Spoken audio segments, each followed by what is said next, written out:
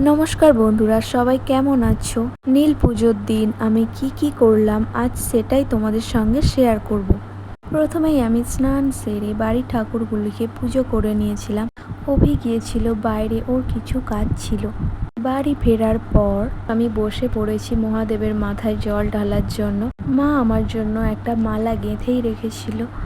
পুজো শেষ করে তারপর আমি চলে গিয়েছিলাম সবার জন্য লুচি বানাবো বলে। আর মা আগে থেকে ঘুগনি বানিয়ে রেখেছিল। আমি খাবার বানাচ্ছিলাম, তখনই ফোন করলো আমার মা। বলল সন্ধেবেলা আমাদের বাড়ি থেকে ঘুরে যা। তাই আমিও আর দেরি করলাম না, বললাম ঠিক আছে যাব। তোমরাই বলো বাপের বাড়ি যেতে কার না ভালো লাগে। তারপর আমরা খাওয়া দাওয়া কমপ্লিট করে নিলাম। এরপর আমি চলে গিয়েছিলাম কিছু রিলস বানানোর জন্য। আমি রিলস বানাচ্ছিলাম আর অভি কখন সেটা ভিডিও করে নিয়েছে।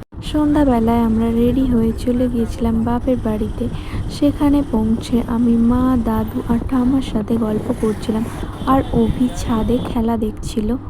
তারপর রাতের খাওয়া দাওয়া সেরে আমরা বাড়ি ফেরার সময় দেখলাম আমাদের মা চণ্ডীর মন্দিরের সামনে প্যান্ডেল বাঁধা শুরু হয়ে গেছে মহোৎসবের জন্য।